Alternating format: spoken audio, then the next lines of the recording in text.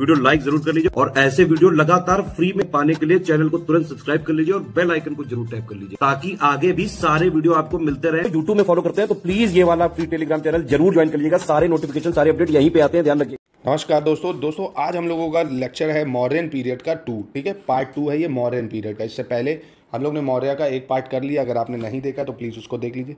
आज कंप्लीट सम्राट अशोक के बारे में पढ़ेंगे क्योंकि सम्राट अशोक से जुड़े बहुत इंपॉर्टेंट फैक्ट हैं जो एग्जाम में ज़रूर आते हैं, ठीक है। तो सारे फैक्ट कवर करेंगे, ठीक है। अगर इससे पहले आपने वीडियो नहीं देखे, मैंने प्लेलिस्ट बना दी है, पूरा प्राचीन भारत का इतिहास हम लोग कवर कर रहे हैं। 2 से 4 लेक्चर और बचे हैं। इसके बाद अभी हम लोग आपको वो बता देंगे हर्यक वंश, नंद वंश और आपका शिशुनाग वंश। उसके बाद मैं आपको गुप्ता पीरियड में ले चलूँगा, फिर सातवाहनाज में, उसके बाद ख़त्म हो जाएगा। फिर हम लोग मिडीवल हिस्ट्री शुरू कर लेंगे, ठीक है। चलिए, तो अशोक प्राचीन भारतीय इतिहास का सर्वाधिक प्रसिद्ध सम्राट था। ये तो कहने वाली बात ही नहीं है, इसको तो पता ही होगा आपको। अशोक का राज्याभिषेक 269 ईसा पूर्व में हुआ था, ये याद रखना है। और अशोक के नाम एवं उपाधियाँ, क्योंकि भैया इसके नाम बहुत इंपॉर्टेंट हैं, कहाँ पे इसका क्या नाम दिया हुआ है ये याद रखना जरूरी है। तो सबसे पहले इसका नाम अशोक वर्धन भी है विष्णु पुराण में। विष्णु पुराण में इसका क्या नाम दिया है? अशोक वर्धन। विष्णु पुराण में इसका क्या नाम है? अशोक वर्धन। पहली चीज़, जो मास्की अभिलेख है, मास्की अभिलेख, वहाँ पे इसका क्या नाम दिया हुआ है? मास्की अभिलेख में इसका नाम दिया है बुद्ध शाक्य। क्या दिया है? बुद्ध शाक्य। तो फिर से बोलो, अशोक वर्धन विष्णु पुराण में, बुद्ध शाक्य मास्की अभिलेख में, ठीक है। कम पढ़ो, अच्छा पढ़ो। बुद्ध शाक्य मास्की अभिलेख में, अशोक वर्धन विष्णु पुराण में। मगधाधीराज, मगधीराज नहीं, या मगध का राजा, ये मगधधीराज, ये कहाँ दिया है? भब्रू लेख में। कहाँ? भब्रू लेख। जो भब्रू लेख है उसमें मगधधीराज दिया हुआ। क्या दिया हुआ है? मगधधीराज यानी मगध का राजा, ठीक है। महाराज कुमार, ये कहाँ पे दिया हुआ है? ये पनगुडरिया अभिलेख है जो, उसमें लिखा हुआ है महाराज कुमार। पनगुडरिया में क्या है? महाराज कुमार। पनगुडरिया में महाराज कुमार, ठीक है। प्रियदशिम राजा, प्रियदशिम राजा, ये कहाँ दिया हुआ? प्रियदशिम राजा, ये बराबर के गुहा लेख में है। बराबर के गुहा लेख, जो बराबर में केव बनी हुई है उसके गुहा लेख में दिया हुआ है। क्या? प्रियदशिम राजा। प्रियदशिम राजा बहुत इंपॉर्टेंट है, ये आपको हर जगह मिलेंगे नहीं, सब एक ही जगह मैंने कंपाइल करके आपको दे दी हैं। अशोक वर्धन है विष्णु पुराण में, बुद्ध शाक्य है आपका मास्की अभिलेख में, भब्रू लेख में है मगधधीराज, महाराज कुमार है पनगुडरिया अभिलेख में, और प्रियदशिम राजा है बराबर के अभिलेख में, ठीक है। चलिए आगे बढ़ते हैं। अशोक नाम कहाँ लिखा हुआ है? ये बहुत ज़्यादा इंपॉर्टेंट है। अशोक नाम कहाँ लिखा हुआ है? तो आपको ये याद रखना है, मास्की का अभिलेख है, गुर्जरा, नेतूर एवं उडेगोलन। मास्की, गुर्जरा, नेतूर, उडेगोलन। मास्की, गुर्जरा, नेतूर, उडेगोलन, ठीक है। बहुत इंपॉर्टेंट है। सर्वप्रथम मास्की अभिलेख में अशोक का नाम पढ़ा गया था, ठीक है। किसमें पढ़ा गया था? मास्की का जो अभिलेख है उसमें अशोक का नाम पढ़ा गया था। और मास्की लेख में देवा नाम प्रियस अशोकस, ये मेंशन है। क्या है? देवा नाम प्रिय, मतलब भगवानों का प्रिय, देवा नाम प्रिय। तथा गुर्जरा लेख में देवा नाम प्रियस प्रियदिष्णु, ठीक है। अशोक राजस उत्कीर्ण है। आपको ये याद रखना है भाई, फिर से कह रहा हूँ। जो मास्की लेख है उसमें क्या लिखा है? देवा नाम पीएस अशोकस, देवा नाम पीएस अशोकस।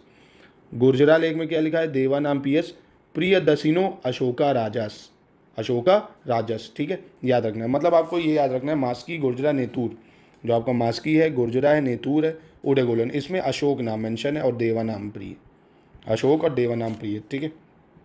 नेक्स्ट, देवा नाम प्रिय प्रियदर्शी, ये भी बहुत इंपॉर्टेंट है। देवा नाम प्रिय प्रियदर्शी, ये रुमेंदेई के पिलर इंस्क्रिप्शन में, यानी रुमेंदेई अभिलेख में है। निगलीवा, रूपनाथ और गिरनार, बहुत इंपॉर्टेंट। रुमेंदेई, निगलीवा, रूपनाथ, गिरनार। रुमेंदेई, निगलीवा, रूपनाथ, गिरनार। रुमेंदेई, निगलीवा, रूपनाथ, गिरनार, इसमें मेंशन है। प्रियदर्शी किसमें मेंशन है भैया? सिर्फ प्रियदर्शी। तो ये जो वैराट का भब्रू लेख है, कांधार अभिलेख एवं दीपवंश में, कांधार अभिलेख और दीपवंश में, ठीक है। देवा नाम प्रिय, ये कहाँ पे है? बहुत इंपॉर्टेंट है, देवा नाम प्रिय, ये बहुत इंपॉर्टेंट है। ये 12वें और 13वें शिलालेख में है देवा नाम प्रिय। 12वें और 13वां शिलालेख जो है उसमें है देवा नाम प्रिय। दीपवंश और महावंश में देवा नाम प्रिय एवं प्रियदर्शी का उल्लेख है, ठीक है। एक महावंश और दीपवंश की किताबें हैं, उसमें भी देवा नाम प्रिय एवं प्रियदर्शी लिखा हुआ है, और 12वें 13वें शिलालेख में। टी कैंथेलर जो है, अशोक के अभिलेख को सबसे पहले 1750 में टी फैंथेलर ने खोजा था। उन्होंने दिल्ली मेरठ अभिलेख खोजा था। टी फैंथलर जो है, टी फैंथलर, उन्होंने ही खोजा था इसको 1750 में। अशोक के अभिलेख को किसने खोजा था? फैंथलर ने। और पढ़ा था जेम्स प्रिंसेप ने, भी बताऊंगा आपको, पर एक बार आइए और रिवीजन करते हैं। अशोक वर्धन कहाँ लिखा है? अशोक वर्धन लिखा हुआ है विष्णु पुराण में। मास्की अभिलेख में क्या लिखा हुआ है? मास्की में लिखा हुआ है आपके, कौन सा नाम? मास्की अभिलेख में लिखा हुआ है आपके बुद्ध शाक्य। भब्रू लेख में मगधधीराज। महाराज कुमार पनगुडरिया अभिलेख में, पियादशिम राजा बराबर अभिलेख में, अशोक जो है वो मास्की, गुर्जरा, नेतूर, उडगोलन इसमें लिखा हुआ है। देवानामपीय और प्रियदर्शी रुमंदेई इंस्क्रिप्शन, निगलेवा, रूपनाथ और गिरनार, रुमंदेई, निगलेवा, रूपनाथ, गिरनार। प्रियदर्शी ये वैराट और कांधार अभिलेख में है। देवानामप्रिय ये 12वें और 13वें शिलालेख में है। दीपवंश और महावंश में भी देवानामप्रिय और प्रियदर्शी लिखा हुआ है। टी कैंथलर ने ही सर्वप्रथम अशोक के शिलालेख की खोज की थी 1750 में। अब आइए आगे चलते हैं, थोड़ा जूम कर देता हूँ, कई लोग को फॉन्ट कम दिखता है, ये लीजिए जूम कर दिया है, ठीक है। देखिए इंपॉर्टेंट जानकारी है इसलिए थोड़ा आपको ज़्यादा लगेगी, पर ट्रस्ट मी एक बार आप अगर नोट कर लेंगे ना सब इसको अच्छे से, तो अपनी लैंग्वेज में नोट कर लीजिए, छोटे फॉर्म में नोट कर लीजिए, ठीक है। तो आपको ट्रस्ट मी आप इतना अच्छे से नोट्स तैयार हो जाएंगे ना, आपको बार बार पढ़ने की जरूरत कई जगह नहीं पड़े, आराम से बुक खोला फट से रिवीजन। अशोक के अभिलेख को सर्वप्रथम 1837 में, टाइम याद रखना है, कलकत्ता टकसाल के अधिकारी एशियाटिक सोसाइटी के सचिव जेम्स प्रिंसेप ने पढ़ा था। तो आपको ये याद रखना है अशोक के अभिलेख को 1837 में किसने पढ़ा था? जेम्स प्रिंसेप ने सबसे पहले पढ़ा था। किसने? जेम्स प्रिंसेप ने पढ़ा था 1827 में, ठीक है। James Prinsep 1827। इन्होंने दिल्ली टोपरा अभिलेख को पढ़ा था। जेम्स प्रिंसेप ने सबसे पहली बार ब्राह्मी लिपि का सर्वप्रथम सफलतापूर्वक उद्वाचन किया था। किसने? जेम्स प्रिंसेप ने ही सबसे पहली बार ब्राह्मी लिपि का सफलतापूर्व उद्वाचन किया था, ठीक है। बाकी धौली एवं गिरनार लेख को पढ़ने का कार्य जेम्स प्रिंसेप ने ही किया। तो बस अब इतना याद रखो, जेम्स प्रिंसेप ने ही सबसे पहले पढ़ा। दूसरा, 1840 में नॉरिस ने प्रथम बार सहबाजगढ़ी लेख को पढ़ा था। सहबाजगढ़ी लेख को किसने पढ़ा था? नॉरिस ने। किसने पढ़ा था? नॉरिस ने। नॉरिस ने सहबाजगढ़ी पढ़ा और बाकी जेम्स प्रिंसेप ने पढ़ा, ठीक है। 1840 ईस्वी में ही किट्टो ने भब्रू शिला लेख को पंडित कमलकांत की सहायता से पढ़ा था, ठीक है। मतलब भब्रू शिलालेख को किसने पढ़ा? पंडित कमलकांत की सहायता से पढ़ा था किट्टो ने, ठीक है। भब्रू शिलालेख में अशोक ने त्रिरत्न में अपना विश्वास प्रकट किया, ये आपको याद रखना है। जो भब्रू शिलालेख है, जो त्रिरत्नाज नहीं, बुद्ध धम्म संघ, उसमें अपना विश्वास प्रकट किया है भब्रू शिलालेख में, भब्रू शिलालेख में, ठीक है। तो ये जरूर याद रखना, भब्रू शिलालेख वाला। फिर आता है चापड़ की वह एकमात्र अभिलेख है जिसका नाम अशोक के ब्राह्मीगिरी, क्या है? चापड़ की वह एकमात्र अभिलेख लेखक है जिसका नाम अशोक के ब्रह्मगिरी, जटिंग रामेश्वर और सिद्धपुर द्वितीय अभिलेख में मिलता है, ठीक है। चापड़ का एकमात्र अभिलेख, ठीक है। प्रथम शिलालेख गिरनार संस्करण तथा 13 शिलालेख सहबाजगढ़ी संस्करण कहलाता है, ठीक है। क्या कहलाता है? प्रथम शिलालेख जो है वो गिरनार संस्करण और 13वां शिलालेख को सहबाजगढ़ी बोलते हैं। क्या बोलते हैं? सहबाजगढ़ी संस्करण, ठीक है। अशोक के लेख सर्वाधिक संख्या में कर्नाटक एवं आंध्र प्रदेश में मिले हैं। सबसे ज़्यादा कहाँ मिले हैं? कर्नाटक और आंध्र प्रदेश में। कहाँ पे मिले हैं अशोक के शिलालेख? कर्नाटक और आंध्र प्रदेश में, ठीक है।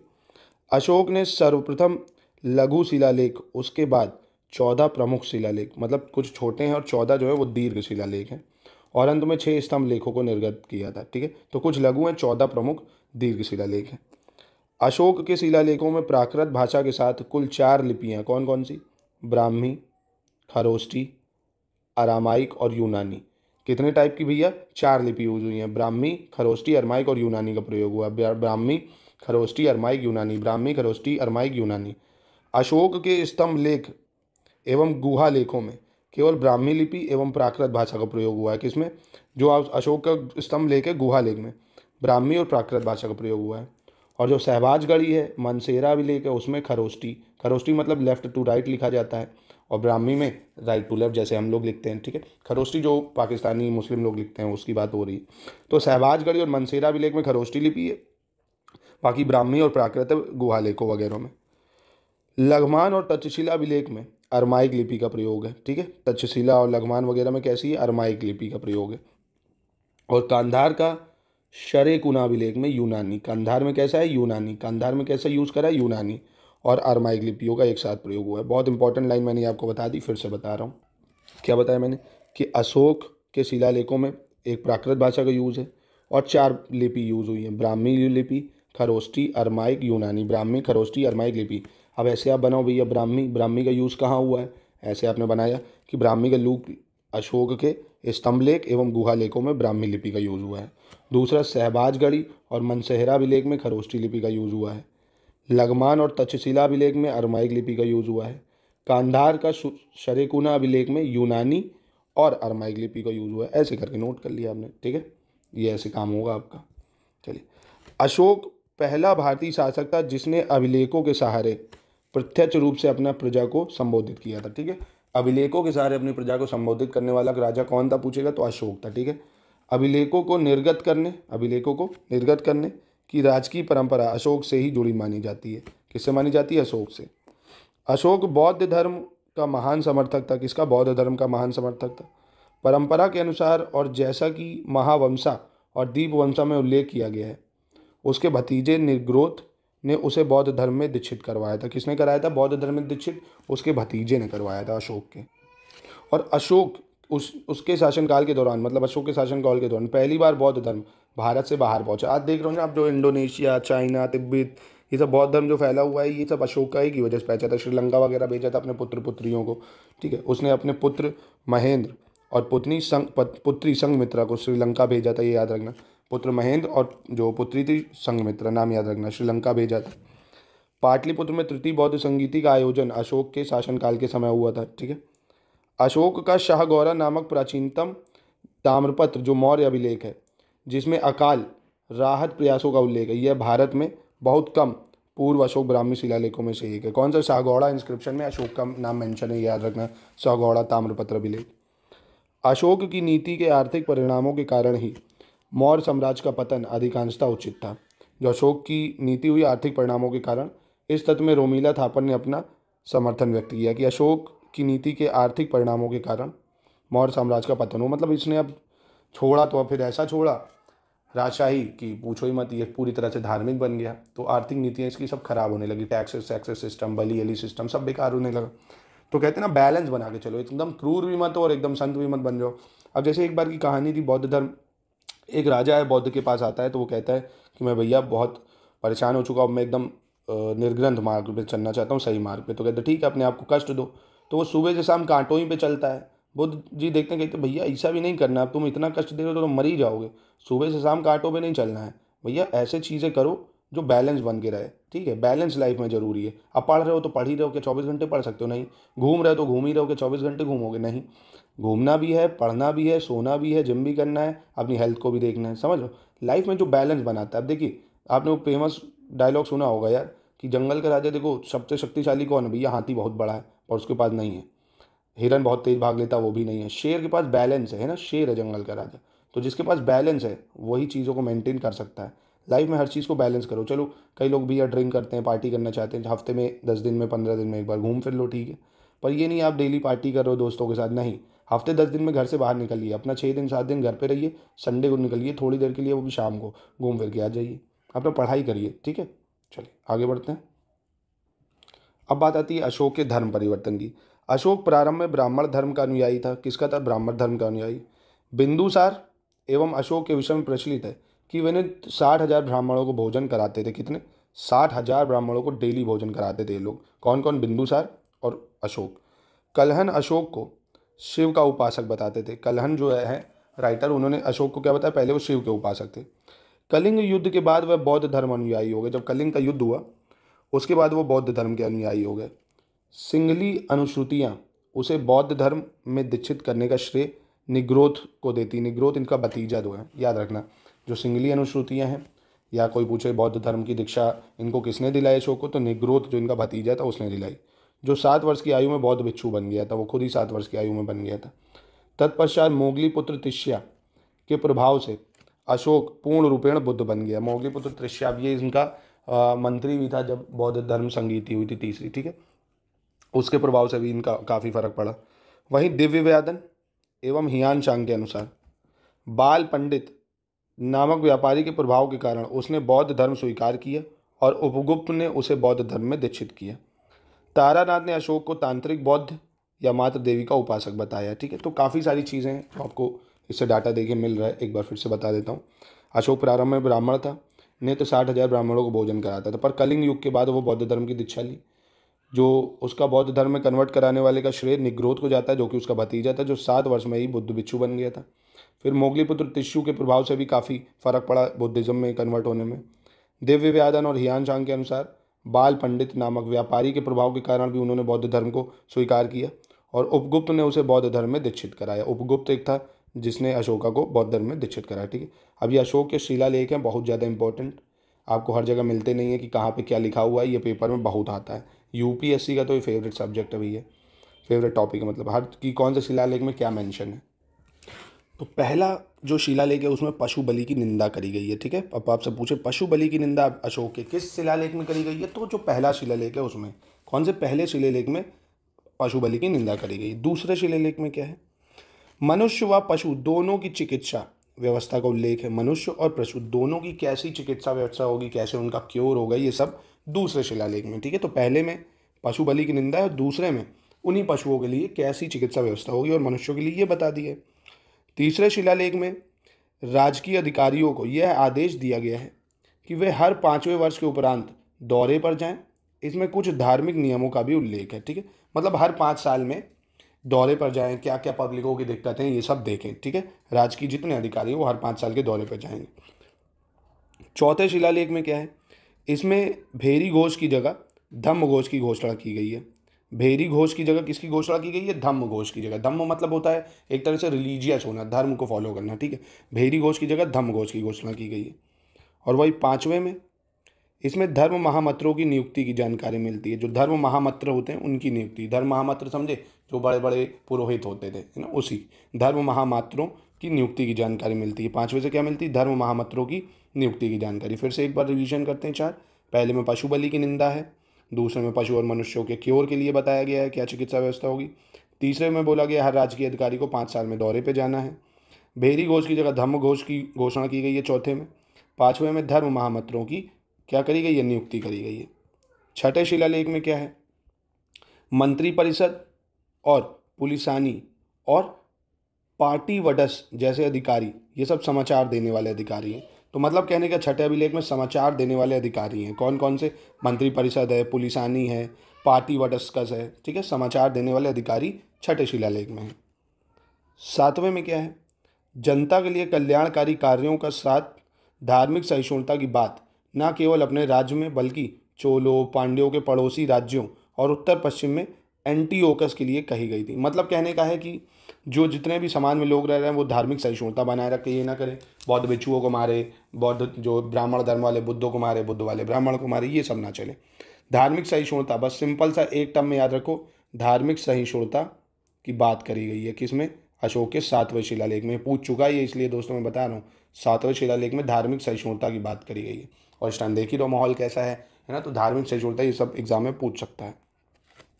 8वां शिलालेख, शाही विहार यात्रा को धर्म यात्राओं द्वारा प्रतिस्थापित किया गया है। जो शाही विहार यात्राएं उनको धर्म यात्राओं द्वारा प्रतिस्थापित किया गया है।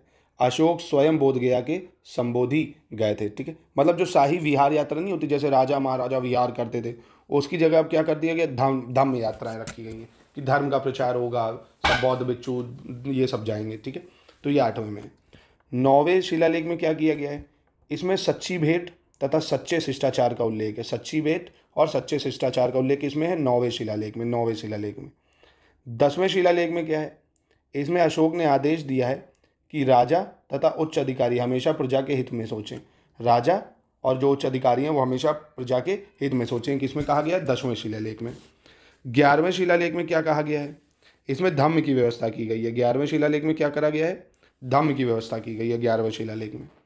और वहीं 12वें शिलालेख में क्या करा गया है, इसमें स्त्री महामत्रों की नियुक्ति एवं सभी प्रकार के धर्मों का सम्मान करने और इनके प्रति सद्भाव रखने की बात कही गई है। बस ये याद रखो, इसमें क्या करा गया है, सभी धर्मों के प्रति सम्मान रखना। ये किस में कहा गया है, 12वें शिलालेख में। 12वें शिलालेख में सभी धर्मों के प्रति सम्मान रखना। 13वें शिलालेख में क्या कहा गया है, बहुत इंपॉर्टेंट है, कलिंग युद्ध का वर्णन, बहुत ज़्यादा इंपॉर्टेंट। इसमें कलिंग युद्ध का वर्णन है। क्या वर्णन है, कलिंग युद्ध का वर्णन, बस और कुछ मत याद रखो। कलिंग युद्ध का वर्णन किसमें, 13वें शिलालेख में। 14वें शिलालेख में अशोक ने जनता को धार्मिक जीवन बिताने के लिए प्रेरित किया है। अशोक ने जनता को कहा है कि भैया धार्मिक जीवन बिताओ, ये 14वें शिलालेख में। बहुत इंपॉर्टेंट है भाई, ये 14 के 14 शिलालेख में फिर बता रहा हूँ, एग्जाम में पूछता है, तो फिर से एक बार रिविजन कर लेते हैं। 14 में बोला है अशोक ने भैया धार्मिक होकर अपना जीवन बिताइए। 13वें में अशोक का मन परिवर्तन जहाँ से हुआ, कलिंग युद्ध का वर्णन है। 12वें में स्त्री महामत्रों की नियुक्ति एवं सभी धर्मों का सम्मान करना। स्त्री महामत्रों की युक्ति, सभी धर्मों का सम्मान करना। 12वां स्त्री महामत्रों की युक्ति, सभी धर्मों का सम्मान करना। 12वें में है, 13वें में है कलिंग युद्ध, 14वें में है कि भैया सभी धर्मों का अशोक ने कहा है कि धार्मिक जीवन बिताना, ठीक है। 11वें में धम्म की व्याख्या की गई है, ये भी इंपॉर्टेंट है। 11वें में क्या करी गई है, धम्म की व्याख्या की गई है। 10वें में अशोक ने आदेश दिया कि राजा तथा उच्च अधिकारी हमेशा प्रजा के हित में सोचें। राजा और अधिकारी प्रजा के हित में सोचें। 9वें में इसमें सच्ची भेंट और सच्चे शिष्टाचार का उल्लेख है। 8वें में शाही विहार यात्रा को धर्म यात्राओं के द्वारा प्रतिस्थापित किया गया है। शाही जो होते थे विहार यात्रा, उनकी जगह धर्म यात्राएं होंगी। 7वें में भैया धार्मिक सहिष्णुता के बारे में कहा गया है। 6ठे में कहा गया है कि मंत्रिपरिषद और पुलिसानी ये जैसे अधिकारी, समाचार देने वाले अधिकारी। 5वें में धर्म महामात्राओं की नियुक्ति करी गई है। 5वें में धर्म महामात्रा है और वही 12वें में स्त्री धर्म महामात्रा आ जाएंगी, ठीक है। 4थे में भेरी घोष की जगह धम्म घोष होगा। 3रे में हर 5 साल में अधिकारियों को भ्रमण पे जाना है। 2रे में मनुष्य और जो जानवर है उनका क्योर कैसे होगा, हेल्थ व्यवस्था, वो बताइए। पहले में पशु बलि की निंदा, ठीक है। अब आता है अशोक के शिलालेख की खोज किसने करी और कहाँ से करी, ठीक है, कब करी। तो अशोक का जो बराबर एवं नागार्जुनी गुफा है एक सेकेंड, बराबर और नागार्जुनी गुफा ये किसने करी है? हेरिंगटन ने करी है 1785 में। हेरिंगटन 1785। इलाहाबाद स्तंभ अभिलेख इसकी खोज किसने करी है? बर्ट ने 1834 में। भब्रू इंस्क्रिप्शन इसकी कैप्टन बर्ट ने करी थी। किसने? कैप्टन बर्ट ने 1840 में करी थी। जो रामपुरवा का इंस्क्रिप्शन है इसकी कार्लाइल ने खोज करी है। किसने करी है? कार्लाइल। रूपनाथ लेक इसकी खोज किसने करी है? इसकी खोज करी है कर्नल एलिस ने। किसने? Colonel Ellis. और मैसूर के 3 लेक की खोज किसने करी है? राइस ने। किसने? राइस ने। निगलीवा स्तंभ की बात करें, इसकी खोज किसने करी है? फ्यूरूर ने। और रुमंदेई स्तंभ लेक इसकी खोज किसने करी है? इसकी भी फ्यूरूर ने करी 1896 में। सारनाथ की खोज करी है आरेल स्टाइन 1905 में। मास्की की खोज करी है बीडेन ने 1915 में। और येरगुड़ी लेख इसकी अणु घोष ने करी 1916-17 में। अणु घोष 1916-17, ठीक है। तो फिर से बता दूं, एक मास्की वाला बहुत से ज़्यादा इंपॉर्टेंट है, ये 2 तो याद रखो। सारनाथ वाला, रुमंदेई पिलर इंस्क्रिप्शन बहुत फेमस है, ठीक। और ये भब्रू, इलाहाबाद और ये बराबर, ठीक है। तो इसलिए एक बार इसको याद कर लो। बराबर नागार्जुनी गुफा हेरिंगटन, इलाहाबाद स्तंभ लेक Burt, Bhabru inscription captain Burt, Rampurva Carlyle, Rupnath लेक कर्नल एलिस, मैसूर के 3 लेक राइस, निगलीवा स्तंभ अभिलेख फ्यूरूर, रुमंदेई स्तंभ अभिलेख फ्यूरूर, सारनाथ अभिलेख आरेल स्टाइन, मास्की बीडेन और येरुगुड़ी लेक अणुघोष, ठीक है। अब देखिए अशोक के अभिलेख में जो शासक है उनका क्या नाम है? जो अंतियोक है, कौन? अंतियोक। ये कहाँ का शासक था? ये सीरिया का शासक था। अंतियोक कहाँ का शासक था? सीरिया का शासक था। इसकी शासक की पहचान कैसे होती है? एंटियोकस सेकंड से। Antiochus second. तुरमय और तुलामय, तुरमर और तुलामय ये मिस्र देश का था। ये क्या था? मिस्र देश का। और शासक की पहचान टालमी फिलाडेल्फस सेकंड से होती है। अंतकिन और अंतेकिन ये मैसेडोनिया का शासक था। कहाँ का था? मैसेडोनिया का शासक था। मग या मका ये एपिरस या सीरिया का शासक था। और अली कसुंदूर ये सीरीन का शासक था, ठीक है। तो इसमें देखिए एक चीज़ बता रहा हूँ, ये ज़्यादा इंपॉर्टेंट है। अंत्योक ये सीरिया का है और तुलामय तुरमय ये मिस्र का शासक है, बस ये याद रख लो, ठीक है, ज़्यादा इंपॉर्टेंट है। अब जो मोस्ट इंपॉर्टेंट है वो ये वाला है, अशोक अभिलेखों के आधार पर अशोकों की उपलब्धियाँ। 8वें वर्ष कलिंग विजय किया, ये 13वें शिलालेख में लिखा हुआ है कि अशोक ने अपना, जब उसका राज तिलक हुआ था उसके 8वें वर्ष उसने क्या करा था? कलिंग विजय करी थी। कब करी थी? 261 BC में, ठीक है। 10वें वर्ष संबोधि या बोध गया की यात्रा की और धम्म यात्रा का प्रचलन किया। तो 8वें शिलालेख में लिखा हुआ है ना ये कि धम्म यात्रा का शिलालेख किया। 12वें वर्ष धम्म लिपि लिखना, यानी आपको ये वर्ष नहीं याद रखो, ऐसे ही याद रखो कौन से शिलालेख में है, ठीक है, कि 12वें वर्ष धम्म लिपि लिखना। शिलालेख संख्या 4 तथा शिलालेख संख्या 6 में आजीविकों को 2 गुफा दान करना, एक गुहा लेख, और युक्त राजुक प्रदेशिक को प्रशासनिक दौरों पर भेजना, ये शिलालेख संख्या 3 में है। 5वें शिलालेख में क्या है? धर्म महामंत्र की नियुक्ति करना। निगलेवा लेख में क्या है? 14वें वर्ष कनकमुनी स्तूप का अक्रावार्धन किया। ये आपको वर्ष नहीं याद रखना, फिर मैं बता रहा हूँ। 19वें वर्ष आजीविकों को 3री गुफा दान में दिया, गुहा लेख की जो 3री गुफा है वो ध्यान दी। 20वें वर्ष लुम्बिनी ग्राम यात्रा रुमेंदेई लेक कनकमुनी स्तूप की पूजा करी तथा यहाँ स्तंभ की स्थापना की। और फिर 26वें वर्ष धर्मानुष्ठान के नियमों से संबंधित प्रथम 6 स्तंभ लेखों को लिखवाया कि कैसे धार्मिक जीवन जीना है। और 27वें वर्ष धर्म वृद्धि कार्यों के पर्यवेक्षणों से संबंधित स्तंभ लेखों का आलेखन किया, ठीक है। तो इसमें कुछ आपको ज़्यादा याद नहीं रखना है, हल्का सा ये मैंने वैसे ही ऊपर जो मैंने बताया देखो ये आपको याद रखना है, इसके 2-3 याद रखने हैं। ये यार शिलालेख बहुत इंपॉर्टेंट है, 14 के 14 आप चाहे जैसे करो इसको रटो, ठीक है, 2-4 बार करो। मेन पॉइंट जो बता दिए इसको बहुत इंपॉर्टेंट है, ठीक है। और ये जो मैंने मेन इसमें पॉइंट बताए हैं ये हो जाएगा कवर इससे। अब ये लास्ट टॉपिक है, ये भी बहुत इंपॉर्टेंट है। अभी एंड में मैं समरी बता दूंगा क्या क्या आपको याद करना है, एक बार देख लेना। ये बहुत इंपॉर्टेंट है, ये आपको याद रखना है। रूपनाथ शिलालेख ये कहाँ पे मिला है? मध्य प्रदेश में मिला है, ये जरूर याद रखना। रूपनाथ शिलालेख कहाँ है? मध्य प्रदेश में। गुर्जरा शिलालेख ये भी हमें मध्य प्रदेश के दतिया में मिला है। गुर्जरा शिलालेख मध्य प्रदेश के दतिया में। सहसाराम शिलालेख ये बिहार के शहबाबाद जिले में है। कहाँ पे है? बिहार के शाहबाद जिले में, बिहार के शाहबाद जिले में। जो भब्रू शिलालेख है या बाराट, ये जयपुर में है, राजस्थान। भब्रू शिलालेख राजस्थान में है। मास्की शिलालेख ये कर्नाटक में है, जिला मत याद रखो, राज्य याद रखो कर्नाटक। ब्रह्मगिरी शिलालेख ये मैसूर के चित्रदुर्ग जिले में, मैसूर यानी कर्नाटक में ही गई, ठीक है। ब्रह्मगिरी भी मैसूर यानी कर्नाटक में। सिद्धपुर शिलालेख ये भी कर्नाटक में है। जटिंगरामेश्वर ये भी कर्नाटक में ही मिलेगा। एरगुड़ी जो है ये भी आंध्र प्रदेश में मिलेगा आपको, कर्नूल में, ठीक है, आंध्र प्रदेश। गोवी मठ शिलालेख ये भी मैसूर में है, कर्नाटक में। पालिक गुंडू, बहुत सारे शब्द कर्नाटक में ही मिलेंगे आपको और आंध्र प्रदेश में। पालीकुंडू कर्नाटक में। राजुल मंडगिरी ये भी आंध्र प्रदेश के कर्नूल जिले में है। अहरौरा आपको याद रखना उत्तर प्रदेश के मिर्ज़ापुर में, ये इंपॉर्टेंट है यूपी पीसीएस के लिए। अहरौरा उत्तर प्रदेश के मिर्ज़ापुर में है। सारोमारो ये आपको मध्य प्रदेश में मिलेगा, सारोमारो भी मध्य प्रदेश। नेतूर भी बहुत इंपॉर्टेंट है, मैसूर यानी कर्नाटक में। उडेगोलन शिलालेख ये कहाँ मिलेगा? कर्नाटक में मिलेगा। पनगुडरिया ये भी आपको मध्य प्रदेश में मिल जाएगा। और सन्नाती कर्नाटक में मिलेगा। तो एक बार फिर से बता देता हूँ, इंपॉर्टेंट वाले ज़्यादा।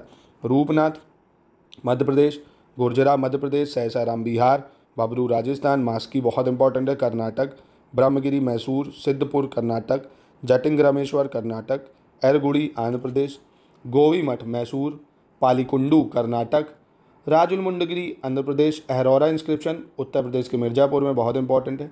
सारोमारो सहडोल मध्य प्रदेश में मिलेगा। नेतूर बहुत इंपॉर्टेंट है, मैसूर कर्नाटक में। उडेगोलन ये भी कर्नाटक में मिल जाएगा। पनगुडरिया ये भी सीहोर मध्य प्रदेश में मिलेगा। सन्नाती भी बहुत इंपॉर्टेंट है जो कि कर्नाटक में मिल जाएगा, ठीक है। तो यहीं से वीडियो का एंड हो गया। ये देखिए अब समरी बता रहा हूँ, एक आपको ये याद रखना बहुत इंपॉर्टेंट, आपको इसके जो राजा हैं अंत्योग ये याद रखना है। इसके कुछ ये अभिलेख हैं, ये कहाँ से किसने खोजे ये याद रखना है। जैसे बराबर अभी बताइए है कहाँ, बराबर ये बता दिया आपको, देखो कहाँ पे है, ये याद रख लो, ठीक है। और इसकी खोज किसने करी, जैसे भब्रू राजस्थान कहाँ पे है, किसने खोज करी, ये सब ये आपको तो याद ही रखना है। कुछ करो ना, याद करो ना करो, ये ज़रूर याद रखो, ठीक है। और बाकी ये मैंने इंपॉर्टेंट फैक्ट्स इसमें कवर करा दिए हैं। और अशोक के नाम, बस हो गया चैप्टर खत्म। आधे घंटे का लेक्चर है, आराम से क्या करो नोट्स बना लो। आधे घंटे का ये लेक्चर करा, 1 से 2 बार देख लिया इस लेक्चर को, 2 बार लेक्चर देखा, नोट्स बनाया, फिर अपना एक बार खुद से रिवाइज़ करा। संडे जब होगा आपकी, जितना हिस्ट्री ये कवर हो जाएगी आपकी, पूरा इसको रिवीजन करना। और परेशान मत हो, एक बार ये प्राचीन भारत खत्म होने दो, फिर टेस्ट लगवाऊंगा आपसे, ठीक है। मतलब एक बार हिस्ट्री अच्छे से पढ़ डालोगे ना, देखो थोड़ा सा मुश्किल लगेगा, पर बार बार जब मल्टीपल टाइम रिवीजन करोगे, ये बताओ डेली 2 घंटे अगर एंशियंट हिस्ट्री पढ़ोगे, प्राचीन इतिहास, क्या 20 दिन में कवर नहीं हो जाएगी? आराम से ही हो जाएगी। मैं ही अभी 3 4 5 लेक्चर बच्चे हैं, पूरा खत्म हो जाएगा, ठीक है। तो करो दोस्तों इसको। बाकी इसके नोट्स चाहिए तो इन नंबर पे कांटेक्ट कर सकते हो।